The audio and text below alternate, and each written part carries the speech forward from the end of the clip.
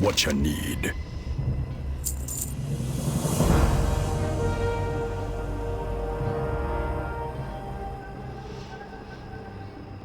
Don't trust anyone.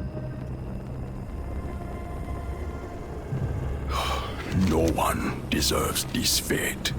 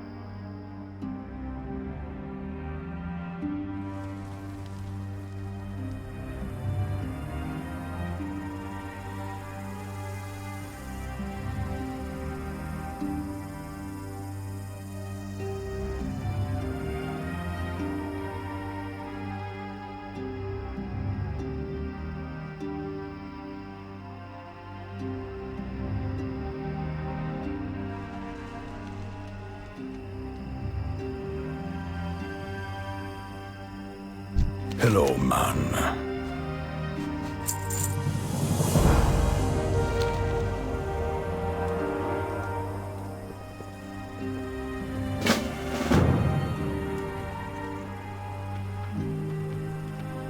Stay safe out there.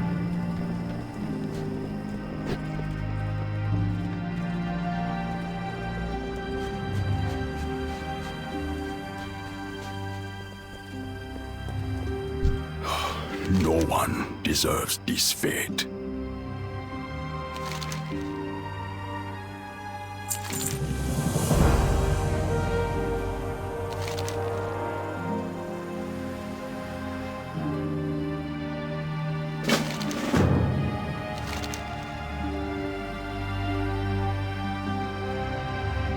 The sands swallow the weak.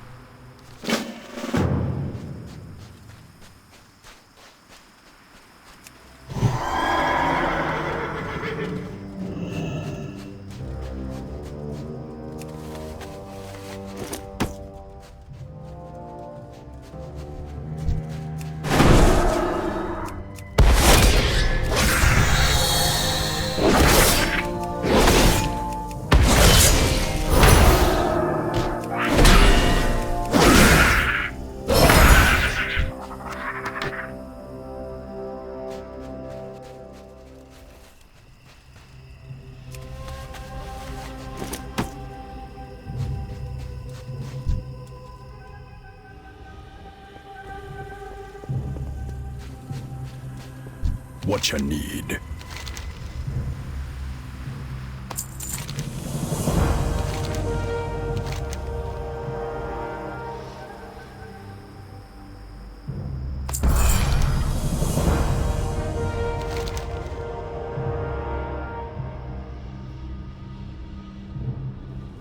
Don't trust anyone.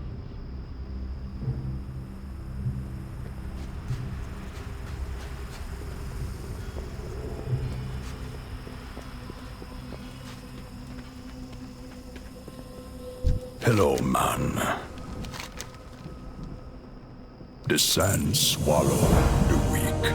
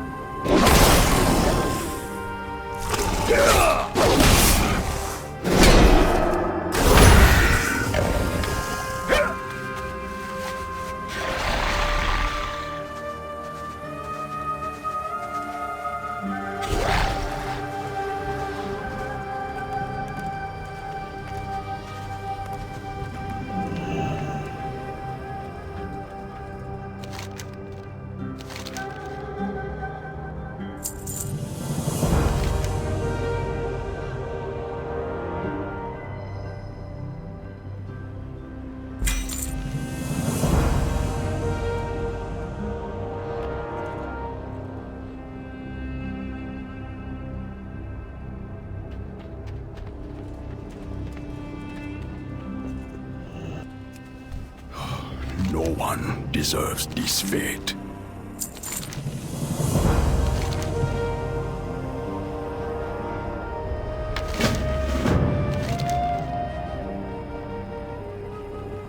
Stay safe out there.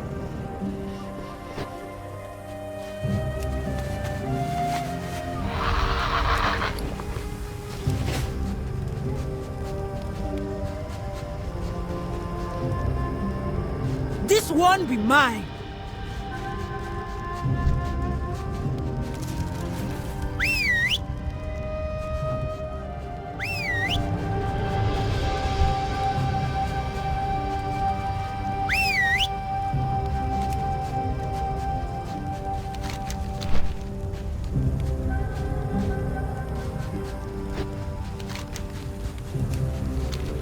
This one is mine.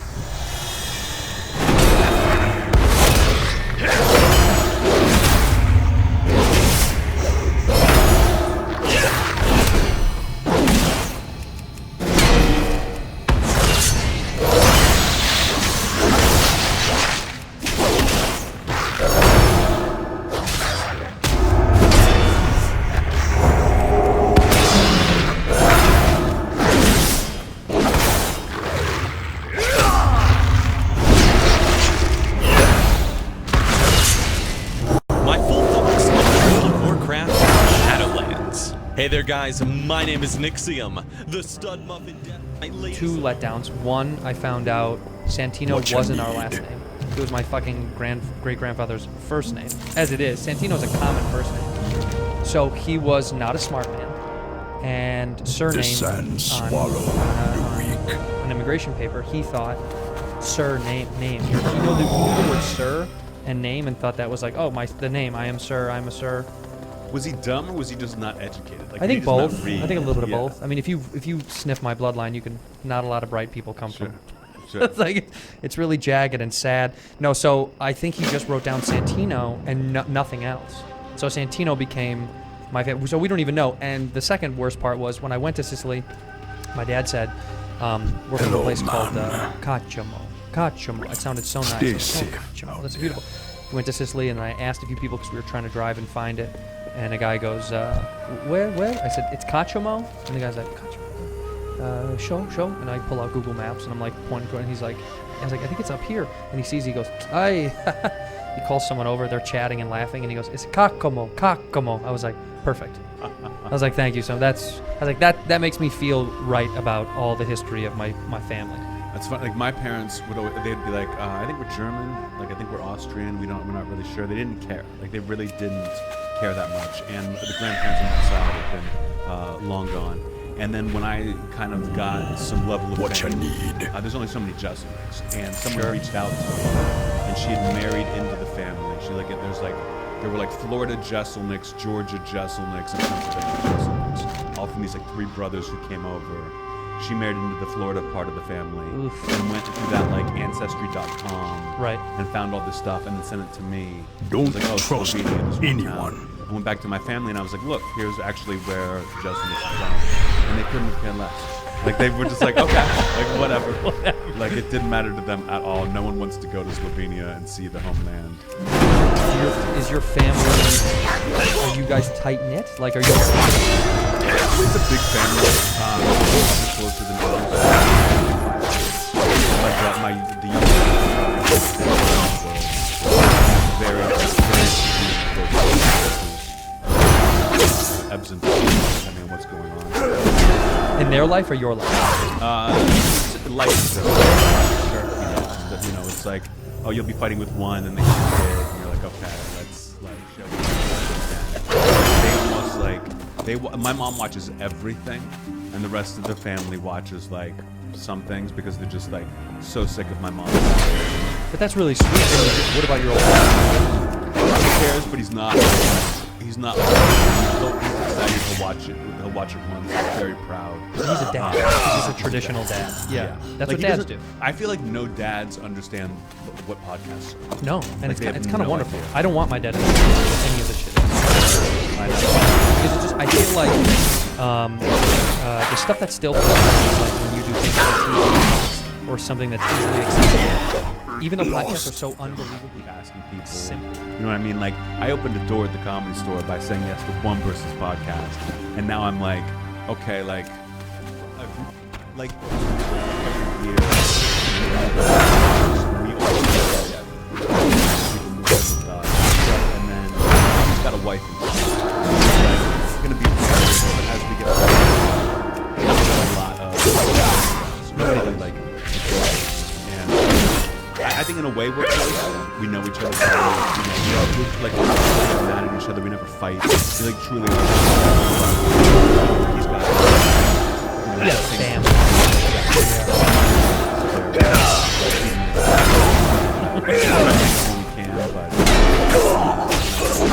Well, see, like I always get asked this question if you met that person. And that's something I go through when I met my friends. She's always like, did you meet that guy? Because there's people that I introduce her to, she's like, you like that guy? And she's like, I'm like, I known him for, whatever. And she's like, if you met him today, would you be friends with him? And it's poignant because there's a lot of people that I'm still probably friends with that if I met them today, I probably wouldn't.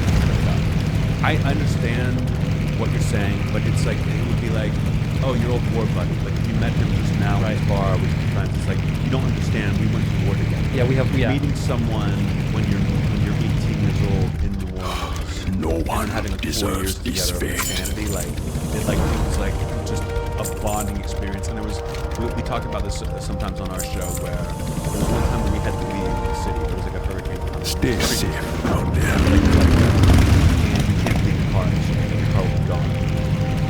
So Hello, my friend, we all drove to Houston. Don't and trust one of my friends, The store's closed. Yeah, What you that store's need. closed. None of those comedy, but like I think about this all the time. That like as you're coming up as a kid, and we've only known each other for a couple of years. Like, Yeah. I don't remember like. Hello, growing up. man. I don't know. Where did you start? No, see, I started in LA, but the difference was I went to the store when I first moved here in 07, really. And the store was dynamically different. I've talked about that The before, how sun different it was. swallowed Awful. the It's wind. fucking shit. So I poked around here, and then I disappeared from any sort of club scene until, I would say, maybe 5 to 7 years. I finally came back into like the store, because the store was but I would just poke around on exciting restaurants. I would do all little baby bar shows and all that. Club shit until it now transformed into something like this. It was not like small little shitty bar shows. But I started with it, so I built a business. And it was fun. I came here with no connection, no connection. It was a fucking night. Like I found that people like after I've been doing it for like a year or two, I heard like you're not supposed to start in LA. Yes. And I was No like, I one had no idea. deserves I was this already living fate. here when I decided to do stand up, but I wouldn't be the comic that I am if I started anywhere else. Same. It took. I think like I knew my path was going to be a slow burn. Like, and I just could feel it. Stay But I safe also, out there. I've always had to work, so I always had jobs. You know, when I first started, I had jobs, day jobs all the time. So I think that also held me back a lot in terms of like, not ascension or growth, but like in meeting more people and hanging longer. Like my schedule was shit because I always had job, and then I had a lot of friends that didn't have to work, and I was always so fucking jealous. I was like, these guys don't have to fucking. It's awesome. I was jealous at the time too because I always had a day job. I was Yeah. lucky enough that I would like got into the accounting world for TV shows. So not only was I out at 6, so I could get to an open mic, and they were like, Got supportive anything of for that, me? and I didn't believe that I was gonna happen. Yeah, like this guy's gonna fucking. But also, when the season would end, you get unemployment. Right. So for Need 6 something. months after the show, like a TV show, would Don't end, I die worked out on there. The show American Dreams, and the same boss brought me to Deadwood.